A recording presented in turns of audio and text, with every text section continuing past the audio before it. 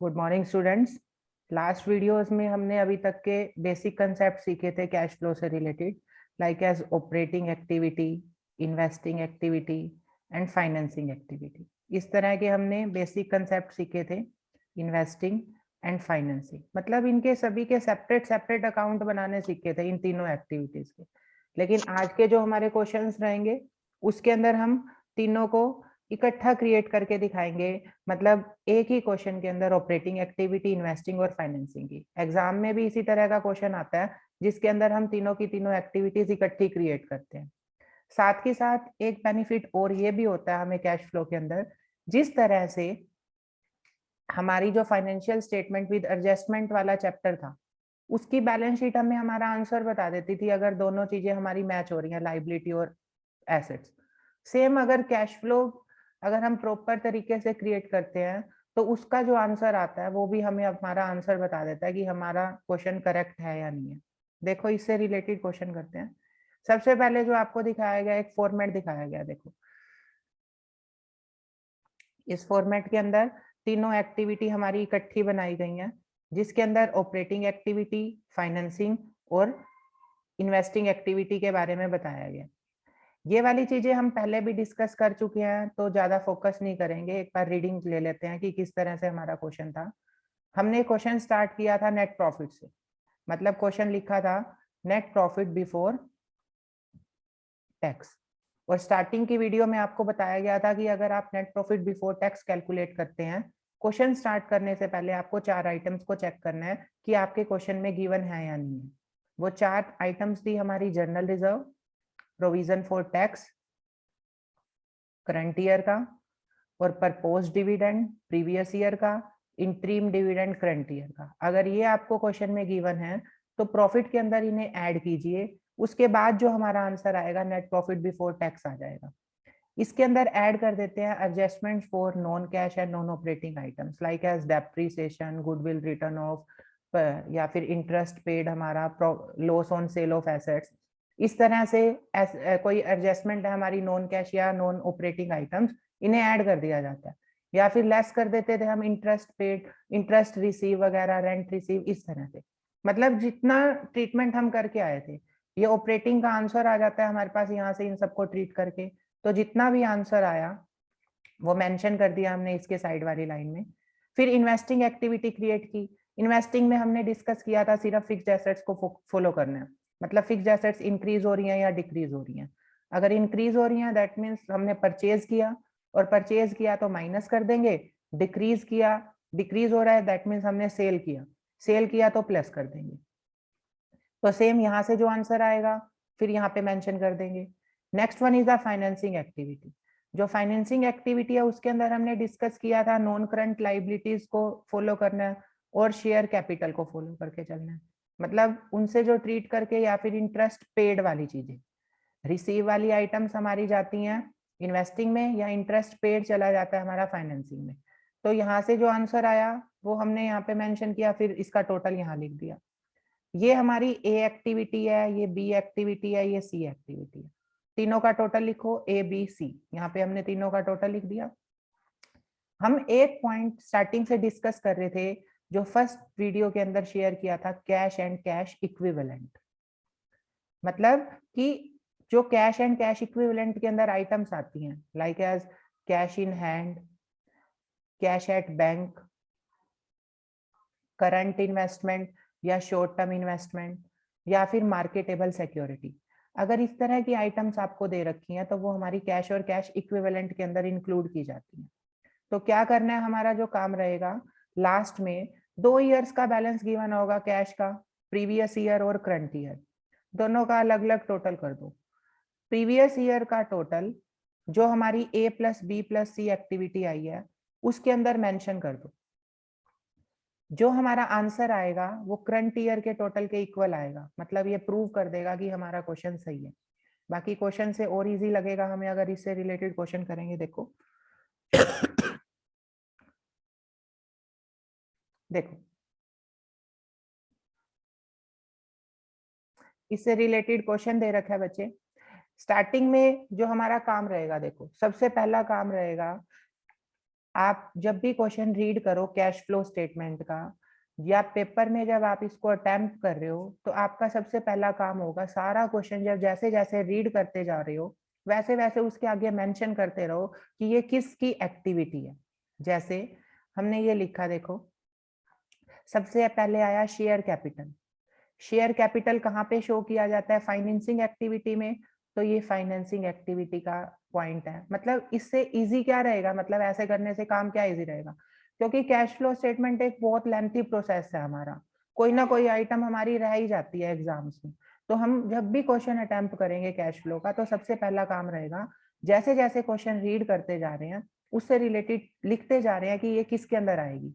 Share capital आती है हमारी फाइनेंसिंग एक्टिविटी में। Reserve and surplus, reserve and surplus के आगे नोट दे रखा है, नोट नंबर 1 पे जाओ। नोट नंबर 1 पे गए, वहां पे प्रॉफिट का बैलेंस गिवन है और जनरल रिजर्व का, दोनों का ट्रीटमेंट कहाँ पे होता है? वर्किंग नोट में। मतलब क्वेश्चन स्टार्ट करने से पहले ट्रीट किया जाता है, तो वर्किंग नोट में लिख दिया इसको। लॉन्ग टर्म बोरोइंग्स फाइनेंसिंग में। Trade payable, trade payable point number 2 पे दे रखा है हमें, पॉइंट नंबर 2 पे गए, ट्रेड पेबल के अंदर क्रेडिटर्स इंक्लूड है और बिल्स पेबल इंक्लूड है, दोनों ऑपरेटिंग के अंदर आते हैं। वर्किंग कैपिटल में जब ट्रीट करते हैं इंक्रीज हो रहे हैं या डिक्रीज हो रहे हैं हमारी करंट एसेट्स। फिर एसेट्स पे गए, एसेट्स के अंदर फिक्स्ड एसेट्स दे रखी हैं, फिक्स्ड एसेट्स जाती हैं हमारी इन्वेस्टिंग एक्टिविटी में, आई लिख दिया। Non current investment same as investing में। करंट इन्वेस्टमेंट अभी पढ़ के आए थे, कैश एंड कैश इक्विवेलेंट में। इन्वेंट्रीज ऑपरेटिंग के अंदर वर्किंग कैपिटल में ट्रीट करते हैं। Cash and bank balance same, cash and cash equivalent. ये सारा क्वेश्चन हमने लिख दिया यहाँ पे। उसके बाद इससे रिलेटेड कोई एडजस्टमेंट तो नहीं दे रखी, ये दे रखी है, कहता है डेप्रीशिएशन चार्ज करना है टेंजिबल एसेट्स के ऊपर, और टेंजिबल एसेट्स का ओपनिंग और क्लोजिंग डाटा भी दे रखा है। और लास्ट वीडियो में हमने जब इन्वेस्टिंग के बारे में फोकस किया था, तो इन्वेस्टिंग के अंदर हमने ये डिस्कस किया था कि अगर आपको क्वेश्चन में कोई भी ओपनिंग और क्लोजिंग डाटा के साथ साथ अगर आपको क्वेश्चन में उससे रिलेटेड एडजस्टमेंट दे रखी है, तो आप उसका एक सेपरेट अकाउंट भी बना के चलेंगे। तो डेप्रीसिएशन दे रखा है हमें टेंजिबल एसेट्स के ऊपर, तो टेंजिबल एसेट्स का अकाउंट क्रिएट करेंगे। इंटरेस्ट पेड, इंटरेस्ट पेड कहाँ पे आता है हमारा? इंटरेस्ट पेड दो जगह आता है, एक तो ऑपरेटिंग एक्टिविटी में आता है प्लस करते हैं, और एक फाइनेंसिंग एक्टिविटी में जाता है माइनस करते हैं। तो ये सारा क्वेश्चन हमने लिख दिया जैसे जैसे हमने क्रिएट करना था, मतलब कौन सी आइटम कहाँ जाती है ये हमारा काम था, ये हमने मेंशन कर दिया। अब डेप्रीशिएशन टेंजिबल एसेट्स के ऊपर लगाना है, तो टेंजिबल एसेट्स का अकाउंट बनाओ। एसेट्स का जब हमने अकाउंट क्रिएट किया, देखो ये एसेट्स का अकाउंट बनाया। एसेट्स का ओपनिंग बैलेंस कहाँ लिखते हैं? डेबिट साइड, तो डेबिट साइड लिखा to balance DD. Tangible assets का ओपनिंग बैलेंस था 84,000, 84,000 लिख दिया। क्लोजिंग बैलेंस था 98,000, closing balance credit side by balance CD कितना है? 98,000। ठीक है, उसके बाद क्वेश्चन में गिवन था हमें डेप्रीसिएशन लग रहा है टेंजिबल एसेट्स के ऊपर, डेप्रीसिएशन है तो क्रेडिट साइड आएगा, किस नाम से? Bye depreciation. डेप्रीसिएशन है 8,000 लिख दिया। इधर का टोटल आया हमारा 1,06,000, 1,06,000 में से 84,000 माइनस किए, डेबिट का बैलेंस बच रहा है। इसका मतलब हमने क्या किया? परचेज किया टू बैंक। बैलेंसिंग फिगर कितने का परचेज किया? 22,000 का। ये हमारा आंसर आ गया। मतलब जब हम क्वेश्चन करेंगे, अब हमारा टेंजिबल का ओपनिंग और क्लोजिंग इसका कोई काम नहीं है, अब हम किसको ट्रीट करके चलेंगे? अकाउंट्स की हेल्प से क्वेश्चन करके चलेंगे। जो हमने ये टेंजिबल का अकाउंट क्रिएट किया है इसकी हेल्प से हम क्वेश्चन करेंगे। अब क्वेश्चन में परचेज ऑफ एसेट्स ये कहाँ जाएगा? इन्वेस्टिंग एक्टिविटी में, और डेप्रीसिएशन कहाँ जाता है हमारा? ऑपरेटिंग एक्टिविटी में।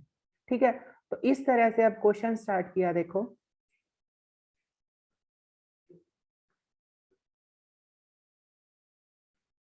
इधर साइड में ड्रॉ करके दिखाते हैं क्वेश्चन किस तरह से बनाना है। देखो देखो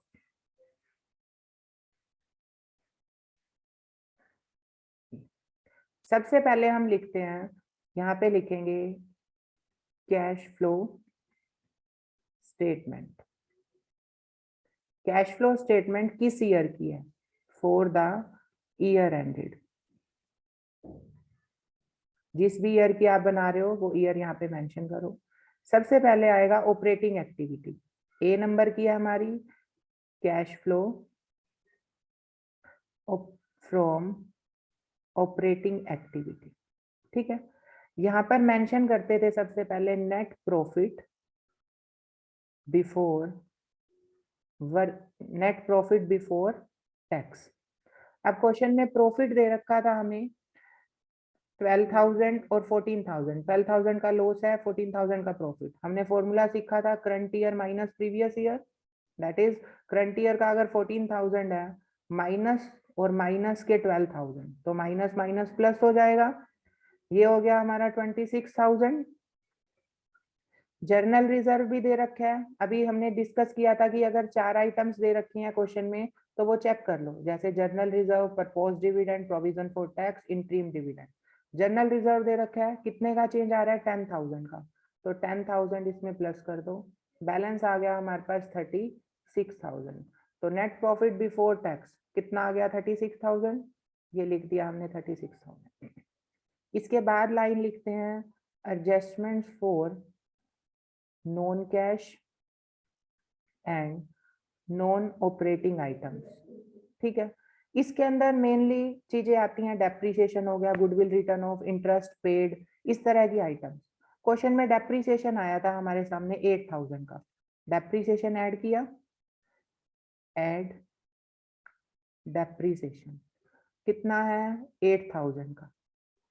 इंटरेस्ट पेड भी था 5,000 का, इंटरेस्ट पेड भी लिख दिया, इंटरेस्ट पेड 5,000। और तो कोई अलग से आइटम नहीं थी, तो दोनों का टोटल किया, दैट इज 13,000। यहाँ तक का टोटल बना हमारे पास 49,000। तो ये 49,000 आया, इसे लिखेंगे operating profit before working capital changes. 49,000 का प्रॉफिट आया। अब फोकस करेंगे हम करंट एसेट्स और करंट लाइबिलिटी पे। वर्किंग कैपिटल के अंदर करंट एसेट्स और करंट लाइबिलिटी चेक करनी है, और ये रूल सीखा था कि अगर करंट एसेट्स इंक्रीज होती हैं तो माइनस, करंट एसेट्स डिक्रीज होती हैं तो प्लस। करंट लाइबिलिटी इंक्रीज होती है तो प्लस, और करंट लाइबिलिटी डिक्रीज होती है तो माइनस। करंट लाइबिलिटी देखी, ट्रेड पेबल पॉइंट नंबर 2 पे गए, यहाँ पर देखा हमने 6,500 से 23,500 हो रही है, इंक्रीज हो रही है। इंक्रीज हो रही है तो हम क्या कर देंगे? Plus, increase in current liability. पूरी लाइन लिखोगे बच्चे एग्जाम में, इंक्रीज इन करंट लाइबिलिटी। कितने इंक्रीज हो रहे हैं आपके? सन्ड्री क्रेडिटर्स इंक्रीज हो रहे हैं हमारे 6,500 से 23,500 हो रहे हैं, दैट इज 17,000 इंक्रीज हो रहे हैं, तो 17,000 प्लस करेंगे। फिर उसके बाद चेक किया हमने बिल्स पेबल, 2,500 से 1,500 हो रहे हैं। बिल्स पेबल हमारे क्या हो रहे हैं? डिक्रीज हो रहे हैं। अगर डिक्रीज होंगे तो क्या करेंगे? माइनस करेंगे, less, decrease in current liability. कितने के डिक्रीज हो रहे हैं? 1,000 के, तो माइनस कर दिया। फिर करंट एसेट्स पे गए। अब करंट एसेट्स के अंदर करंट इन्वेस्टमेंट दे रखी थी, बट ये तो लिख चुके हैं, ये किसके अंदर आती है? कैश एंड कैश इक्विवेलेंट में। इन्वेंट्री ये तो इंक्लूड की जाएगी। 12,000 से 49,000 हो रही है। अगर एसेट्स इंक्रीज होती हैं तो क्या करेंगे? माइनस करेंगे, इंक्रीज इन करंट एसेट्स। कितना इंक्रीज हो रहा है? 12 से 49,000 हो रही है, तो कितने की इंक्रीज हो रही है हमारी? 37,000 की। 37,000 माइनस कर दो, 17,000 इसमें प्लस करो, 17,000 प्लस किए, ये आ गया 66,000। 38,000 माइनस किए, ये आंसर आ गया हमारे पास 28,000। बस। तो 28,000 आया, पॉजिटिव आ रहा है, तो इसका मतलब क्या लिखेंगे, cash flow from operating activity. ठीक है, अब 28,000 जो आया आपके पास, वो 28,000 आप इस साइड लिखोगे, मतलब ए एक्टिविटी का आंसर आया आपका 28,000, तो आपने लाइन के इस साइड मेंशन कर दिया उसको। ठीक है, अब देखो इसको थोड़ा क्लियर कर देते हैं। हमारे पास आंसर आ चुका है किसका, ऑपरेटिंग एक्टिविटी का, तो यहाँ पे लिख दिया कैश फ्लो, मतलब एज इट इज चल रहा था क्वेश्चन आपका, तो क्वेश्चन के अंदर कोई चेंज नहीं है, क्वेश्चन एज इट इज चल रहा था। ठीक है, तो ऑपरेटिंग एक्टिविटी से जो भी आपका आंसर आया वो आपने लिख दिया कि ऑपरेटिंग एक्टिविटी से हमारा आंसर आ रहा है यहाँ पे 28,000। उसके बाद ड्रॉ करोगे क्या, investing activity, cash flow investing activity. उसके अंदर फिक्स्ड एसेट्स के ऊपर फोकस करना था। फिक्स्ड एसेट्स का हमने अकाउंट बनाया था टेंजिबल एसेट्स का, वहां से हमारे पास एसेट्स आई थी कि हम परचेज कर रहे हैं, परचेज ऑफ टेंजिबल एसेट्स। कितने की परचेज करी थी, 22,000 की। अगर परचेज करी है तो क्या कर दो, माइनस कर दो। नॉन करंट इन्वेस्टमेंट 6,000 से 16,000 हो रही है, सेम परचेज किया, purchase of non current investment 10,000 की परचेज की, माइनस कर दिया। इंटरेस्ट रिसीव वगैरह आइटम्स आती हैं, बट यहाँ पे गिवन नहीं है कुछ भी ऐसा, तो यहीं तक क्वेश्चन चलेगा। 32,000 आ गया, नेगेटिव आ रहा है, तो क्या लाइन लिखेंगे, cash used in investing activity. 32,000 इस साइड लिख दिया, मतलब बी एक्टिविटी का जो आपका आंसर आया वो 32,000 आया। अब लिखेंगे financing activity, cash flow financing activity. Financing activity में हमने शेयर कैपिटल को चेक करना है और नॉन करंट लायबिलिटीज को। शेयर कैपिटल चेक की, 60,000 से 70,000 हो रही है, 10,000 की इंक्रीज हो रही है, इसका मतलब इशू किया, issue of share capital. 10,000 issue करते हैं तो पैसा आता है। लॉन्ग टर्म बोरोइंग्स 50,000 से 50,000 no change, but interest paid कर रखे हमने कितने का, 5,000 का इंटरेस्ट पेड है, तो इंटरेस्ट पेड को क्या कर दो, माइनस कर दो। कितने का है, 5,000 का। और कोई आइटम हमें दे नहीं रखी, 5,000 आंसर आ गया हमारा, कहाँ से, cash flow from financing activity. C activity का आंसर आ गया आपका 5,000।